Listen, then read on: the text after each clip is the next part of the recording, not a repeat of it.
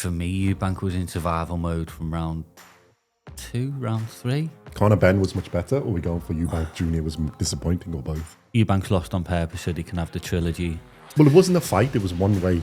Oh, it was a contest. I don't think you'll see Chris Eubank in the ring ever again. I think that's him done. Because I think our predictions were based on that we wanted Ben to win rather than more than... I think we should give some credit to Conor Benn. Oh, Conor Benn was fantastic. Look, he stuck to his game plan.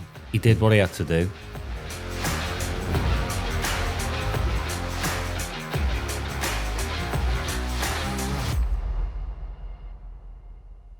Welcome back to BoxCast. In this episode, we're going to look back at the weekend's boxing, starting with the Eubank and Benn rematch and the undercard, and then we'll look at some other fights on the weekend as well. I think it was Espinoza and Khegai, and the undercard of that fight as well. So, should we start with the main event? Chris Eubank Jr. versus Conor Benn, the rematch.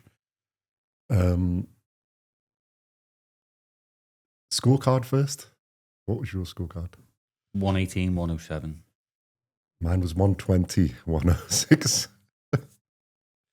I don't think Eubank did anything of any note, apart from turn up. A bit different to what most people expected, I think. Although, while you're thinking, I'm going to bring up what we predicted, which was not that far. I had round 9 KO for Benn, and you had round 3 KO for Benn. I was close. I think we said in the build up. For me, it depends what Eubank had left, and watching the fight, I was probably the point you're going to get to. Watching the fight, I was thinking, you know what we said in the video, Ben is going to get better. We're not sure what Eubank can do to change. Two things I've seen, I think we said this before, isn't it? That Ben looked better at the weight, like more into that weight. Yeah. He wasn't bullied by the size and stuff. It was more equal. If anything, he looked a bit stronger. And yeah, he improved a lot. They tweaked a lot of things, improved a lot. But he managed to keep his speed at the size. Yeah, I mean, he stuck to his game plan, which is what I said he needed to do, was not get emotional. Stick to the game plan. Use the jab, because his jab in the last fight wasn't existent. The stark difference between his jab in this and his jab in that. Like, if you've seen the last fight, you would have thought he hasn't got a jab. And in this one, it was like, just went in, he didn't use it. He just went in for a fight. Yeah. I think he was much better disciplined here. Yeah. So are we going for Conor Benn was much better, or are we going for Eubank Jr. was disappointing, or both? Both. I mean, you're going to get... do you think Eubank Jr.'s past it? As some of the commentators. I mean, well, it's not just that. I mean, you go on social media. Eubank's lost on purpose so they can have the trilogy. Well, we had that thought as well while we were watching him. We were saying Eubank's injured. He's completely weight drained. I mean, even the commentators saying, "Oh, he's weight drained." Yeah, on the way in, you were saying how fantastic he looked. So make your minds up. Yeah. Seriously, make your minds up. This weight stuff, it's doing me head in. He's a middleweight. He always fights at middleweight. Do you think he put that social media post out just as for an excuse in case he got beat? What I will say, which I didn't expect from him, was how gracious he was in defeat. Yeah, I was quite... Did you see the post-conference? No, I haven't seen that yet. I mean, I found that a bit weird because he was just sat there on his own, didn't really answer any questions. Ben Shalom started to go into, I don't know what, about his training camp, but Eubank basically pulled him off the stage.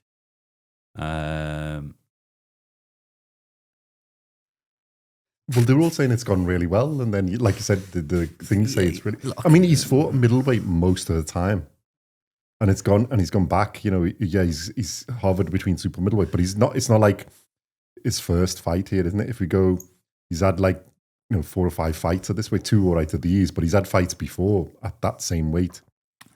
And had 2. All right, if Liam Smith ones went one way, and the other one, the first one they made the excuse. The second one, obviously, Liam Smith wasn't exactly there.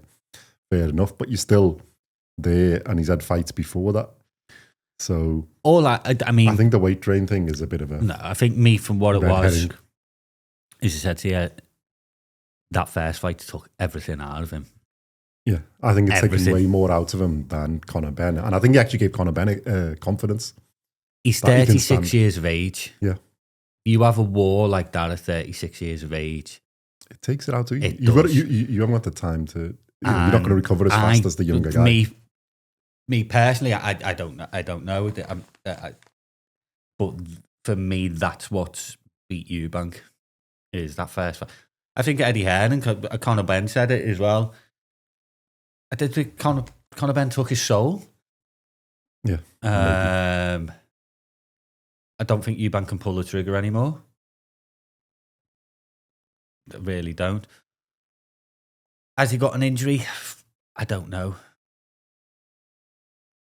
I reckon he might have a little bit of a back injury. Look, I'm making excuses for him. I don't do that because I don't like the man.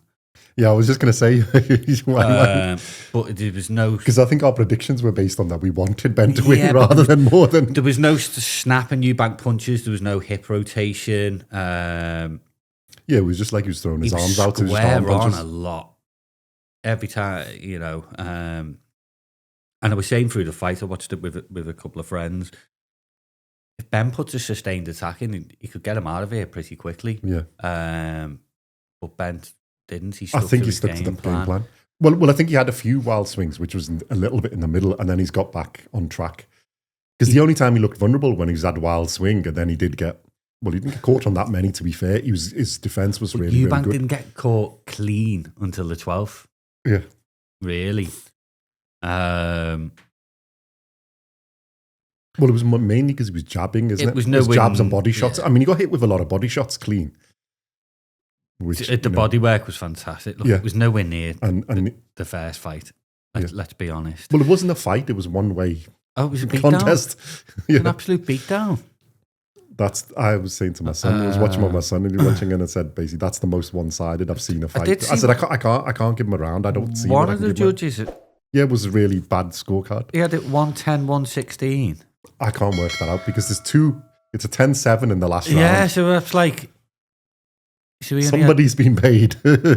So basically, if you take that 10-7 away and say, then he scored at like 116, 113, 114? 114. Yeah. 116, 112, isn't it? Yeah. Yeah, like I say, I had it 118, 108. My nephew had There's it. a couple of rounds you could have. 190. I think I caught... You could have call him a draw. I think I gave Eubank one round and then scored one round a draw. Yeah. And I was being I can see that, but that's being generous. I was just well, I can't really give him a round. So it's 120, 120, 108 minus the 2, so it's 120, 106. And I think it's comfortably that. I mean, yeah, you could give him, I think one of the rounds, even the fans both made a draw, didn't he? Like the third round on the watching. And then maybe the 6th or the 7th where he did actually get some shots in on him. He had a little spurt where he was okay.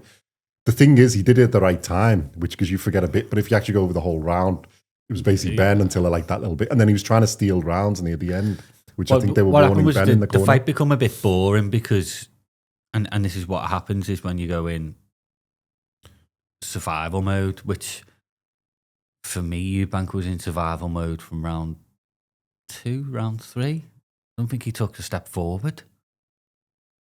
Well, I think they were seeing what was coming there, but essentially, if you look back at the fight, because I would have said it was about 5 or 6, isn't it, where he's gone in and then realised, wait a minute, we're behind here in all of these. I think the third they thought he's going to slow down, but yeah, when you watch it back the whole lot, then you think But the second or third round, after the second round, I think he's gone into... and then there was times where he kept looking at the clock.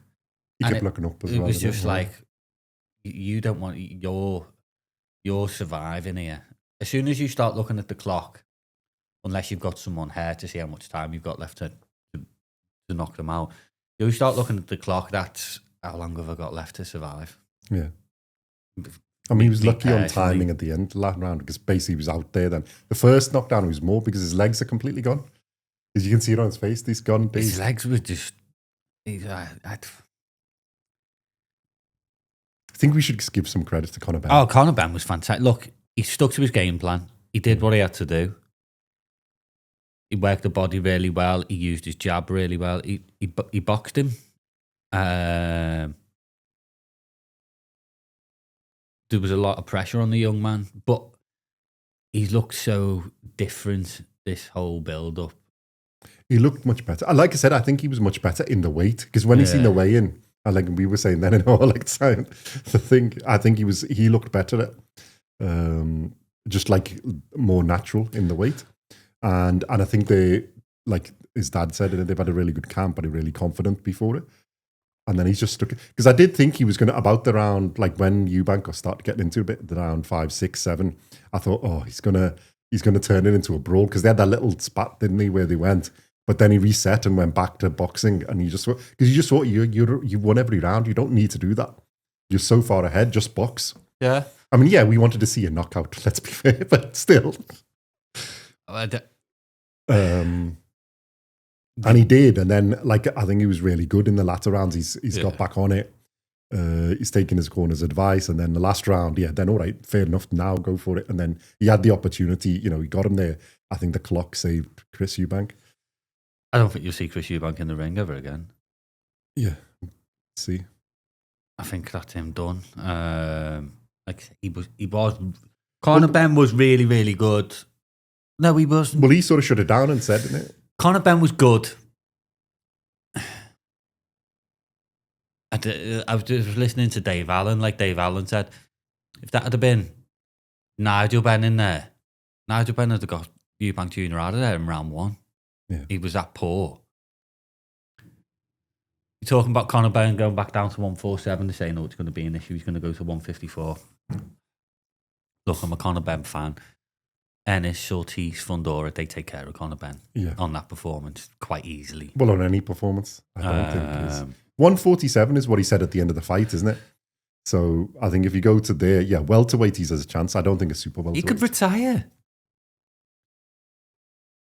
Conor Benn? Yeah. He could. I think he want to get a belt, don't he? I reckon he's got, 30 million last 2 fights. He's probably got a good amount of money, isn't it? He doesn't have to fight again if he doesn't want to. If he wanted to go for a belt.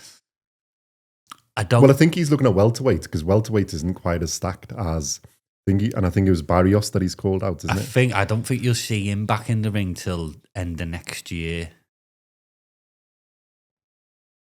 Well, I think they'll have to take the weight off because he looked like he bulked up. And it's going to go. And but he said, even his trainer said his natural weight is 147 in it.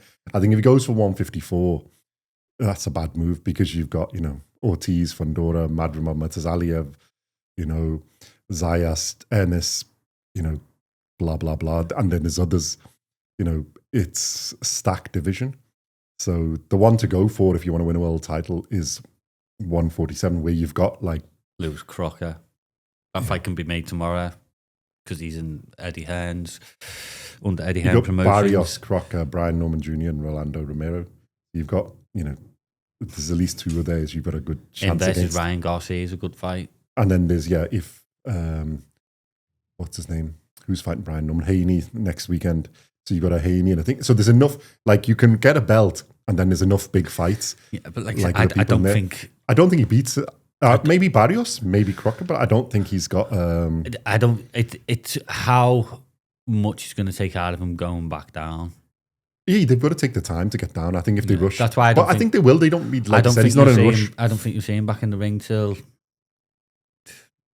October, November next year. I think they can probably do it in about, where are we now? November, about middle of next year. But yeah, maybe depends how much it is, isn't it, for his weight? And then I think you'll want to. I wouldn't be jumping straight into problem the is the others might have unified and cleaned up the division by then. Although they not in that division. That division's a bit silly. They take too long, but I wouldn't be throwing them in straight in a world title fight. I'd be right. Have a top 20 fight. See how you get on at the weight.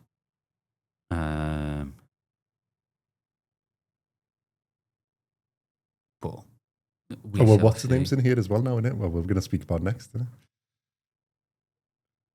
But So I'd like to. Yeah, there's enough. I think at 147, there's enough names. I think at 160, He's too we've small. said before he's too small. And like, if you actually fight any of the champions, they're too good. Adames, Johnny Beck, and Co are too good. If our man is going to come down there to Bud Crawford, yeah, you're in a division. It's too small, too big, He is too big, small too for skillful, too powerful people. 160. You know, Eubank Jr. isn't the best in that division by any means or things, by any scoring. And then if you go for your super welterweight, you've got, it's just stacked beyond belief. So it's no point. Yeah. So 147, if he's going to win a title, is there, and he's got a chance. But don't count him out of anything, because he always surprises you. Yeah. He does. Well, no, I think he's got a chance. I think he's got a chance against all of them. But there's some easier fights there than harder fights. So yeah, you've got, but that's the division if you want to go to, and then you've got, opportunity to win a title, and it'd be cool to see him win a title. Yeah, we need some more British people winning titles, actually. Yeah. So I think, Barrios would be a good call. But Crocker you don't want to do because we've already got that one. Maybe like one of the others, and then maybe a unification fight. Yeah, okay, that'd be cool. I think he's got his age, he's got a few fights there at that division. And he's got a name now. So, he's had the name before, but I think he's got in now. It's like real. And you've got, you're big enough draw to get some nice fights. So, yeah, cool. Eubank, I don't see anything. Nothing to do, is there? Do you want to see him fight anybody? He's supposed to be Canelo and Co, but is that... No, I think for... Go home. Enjoy your family. You've got twins on the way. Go and enjoy them. You've made a shed load of money. And I mean a shed load of money there. And let's be fair, they entertained both. The first fight was fantastic for his entertainment. This one were less, but it's still a good fight. It was a good draw. It was a good card. On 1-1. There's not going to be a trilogy. I don't care what people say. It ain't happening. Sense. Not for that one-sided a fight. He was never in it. So just go and enjoy. Go and play your poker and do your casino rounds and things like that. I think he likes that. He says he loves fighting. But he ain't going back in that ring. Go and enjoy your life, mate. As much as I don't like him, he's earned it. He's a clever boy. He's made the money that he's wanted. So go and enjoy it. Yeah. I think he'll have a few court dates coming up as well, though. I believe he got stuck in the lift as well. Yeah, you were telling me. I didn't see that. Yeah. That's what put him off. That's killed a flight. All it was. It's just the lift. They sabotaged the lift and took the fight out of him. Yeah, I mean, and fantastic move. Yeah. Why didn't anybody else think of that? His promoter Ben Shalom. I mean, he's weirder than the Eubanks put together. Him, and that takes some doing. Jesus Christ, he is a weird boy.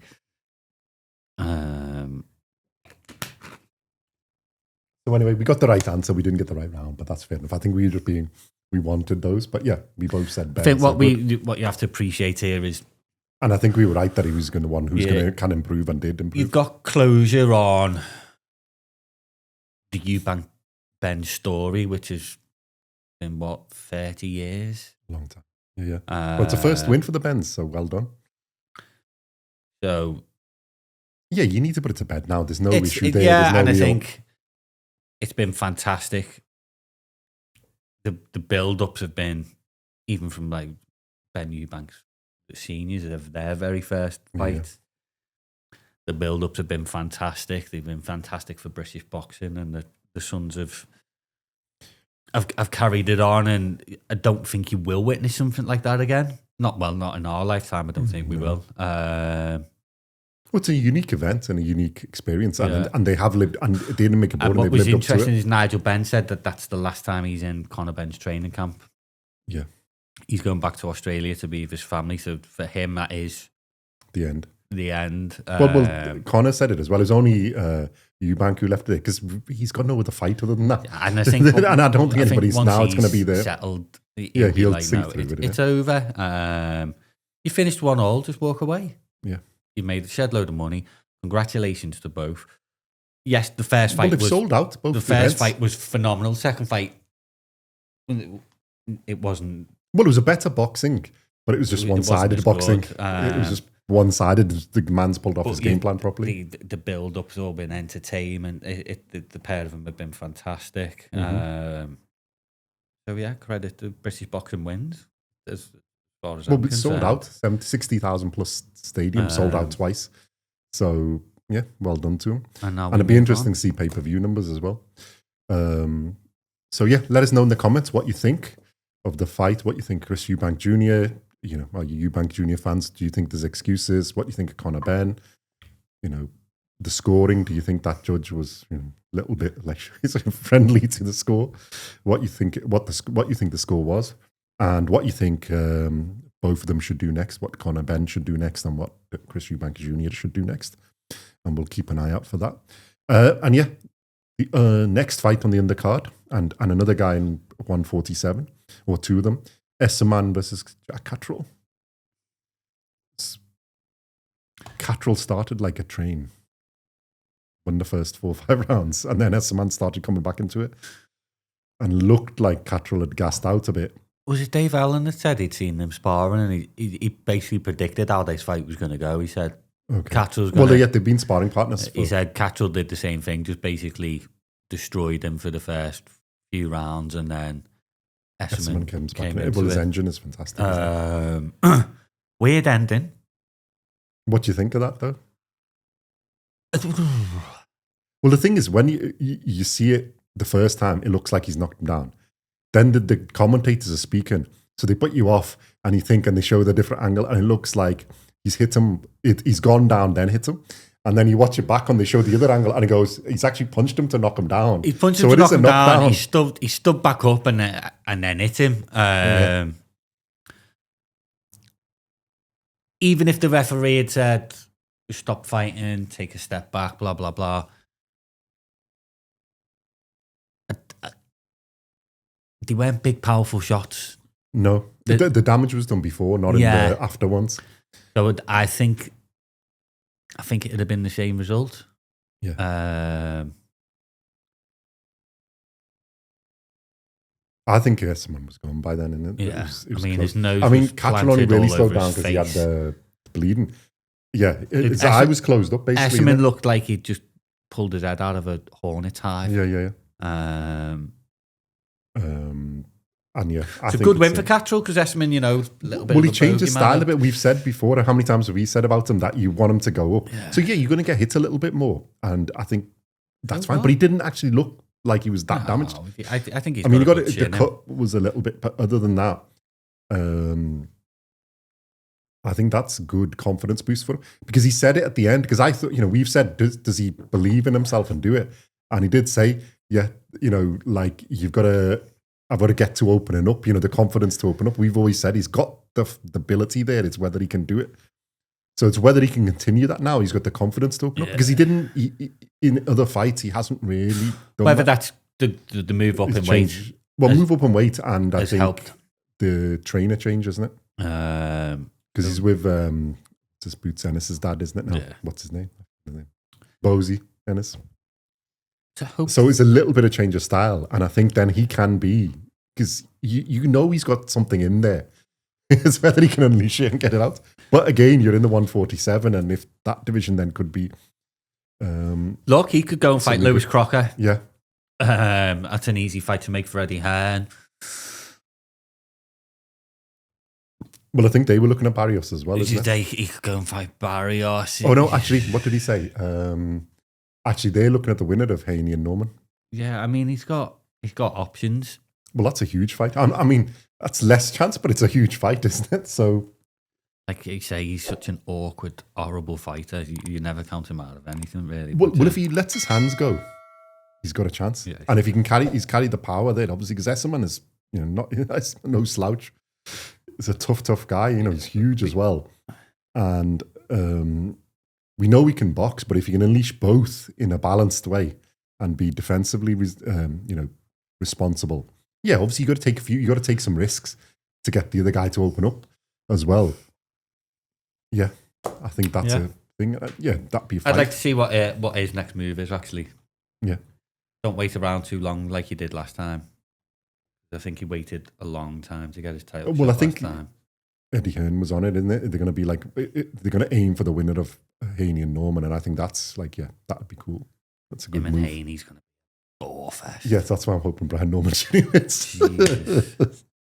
Well, both of them are boxers though, so it'll be a boxer. That's why you want Catterall to open up, and it could be because both, Haney can give a little bit as well. No, I'm telling you now, mate. He's going to box from Haney Catterall gets made. I'm going to need a lot of espresso. A lot of espresso. A lot of caffeine to keep you going. So let us know your thoughts on that. Who do you think Catterall should fight next? What do you think of the stoppage? Because it was a little bit weird. Yeah. What do you think's happened strange, there? Great I mean, fight, I agree. I think it would have happened anyway. It was a great fight, though. Yeah. Well, all of them all the fights, we're going to go into the next one. Adam Azim, that was a performance and a half against Scoby. Just basically... Scoby. His corner should have pulled him out long before. It's just one-way traffic, basically. Really, really bad team around him as far as I'm concerned. I understand go out on your shield and all that, but mate, you hadn't. I was surprised how one-sided it was. Do you think they were just waiting for one punch? Because I was like thinking, why isn't this just over? Why aren't they stopping it? Because it's just one way. He didn't really do anything. It just shows the levels, doesn't it? Yeah. Because you look at his physique, look at his thing. He's got a good record of knockouts as well, and you're thinking, but you just waited. Though? Yeah, that's the thing. I think the level here was there's a big difference and really good performance from Adam Azim. Yeah. So well, he's going to be looking for big fights now, super lightweight as well, isn't it? So, well, there's a couple out there for him. So let's get them made. Mm-hmm.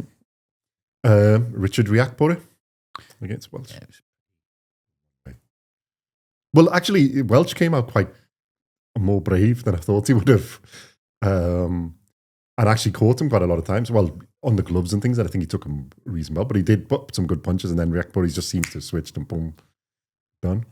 So that's better. He looks better at heavyweight than he did at cruiserweight, isn't it? Or anything is going to be better than his last performance that he bloody did against Chris Billum-Smith. Yeah. Jesus Christ. But he looked more natural and more in there. He's a big, he's a big lad, unit, isn't he? So I don't, without sounding horrible, I don't think he's going to be. Well, he called out like the British level fighters, all of them. Although some of them are world class. So. British level fighter, I think that's where he's up to. And he might get like a title eliminator fight. Yeah. But I can't see any more than that for him at heavyweight, to be honest. I think it's better heavyweight. But I mean, I'd like to see what he does. Yeah. And can he actually deliver? But that's what he's called out. But they are like, the British level are like world level. But stories happen, don't they? So you never know. Yeah. And there's a fair few of them, and they're going to look for fights. So it would be good to see him in a fight. And Gilly Davis had missed the fight, but Ishmael Davis. Yeah. Fair play to him. He's had the tough fight, close fight, but 3 defeats on the bounce, and now he's British Commonwealth champion. Yeah. That's how you come back with a bang. So it was good. I mean, it was well done to him. Tight on Gilly, but it was a good performance. So well done. Yeah, it was a good card, good fights all the way. So and 50p was there. Yeah. I mean 50 cents. I'm laughing because that's what I said to my son. I said 50 cent ain't cheap. He's like looking at me like, if you see the size of his jewellery and his things. Fish Eubank come out as the abominable snowman. That was the best bit. Conor Benn's was good. But then that's the only thing where Thingy won, wasn't it? Chris Eubank has won is having 50 cent there to call. I can't stand 50 cents, so I don't know. Well, just a level of the fuss is about. A level of the talent. Although I'm surprised he'd be there for Chris Eubank Jr. But whatever. It was interesting. How much did Eubank pay him? Yeah. Because it is like quite high level. But anyway, that was the bit he won and the rest he lost. So it was over. There's another fight on the other fight card on Rafael Espinoza versus Khegai, a featherweight. This, I've only seen highlights, and I think you haven't seen it. So, well, actually, it was quite. It was a beatdown. It was. Khegai caught him quite a lot, but yeah, and it went on and on. I think Khegai should have been pulled out earlier. There's a bit like, I mean, I can understand bravery, but like, there's you got a bit too far. And then it had to be, he had to basically retire, so it's TKO win for Espinoza. Yeah, he tested him a bit. The referee that counted him out in the corner in between the round, didn't he? Yeah. I've never seen that before. Well, he said that's the way it is, isn't it? So it's just a formality. Right, okay. But I was a bit, why are they counting him out? What is because he can't continue? You just say, or is it the corner not formally counting him out? They're just not putting him in, something like that. But like I said, I've only seen highlights. It'd be nice to see the full fight. But Top Rank is a little bit difficult to watch here at the moment. So very tells you you're not in the right country. So yeah, I'll watch it back and we can update that as we do. But yeah, it was a good performance. Espinoza there, the champion. Khegai put up his tough fight, but because he caught him with a load of overhands and stuff, even though he was much shorter guy, shorter reach as well. But yeah, Espinoza's Espinoza. He looks like the toughest in the featherweight. And then a super lightweight. There's Emiliano. Let me see if I'm saying it correctly. Emiliano Vargas versus Jonathan Montrell, which both of them American fighters. Yeah, Vargas did his thing. Outboxed them comfortably over it was 10 rounds.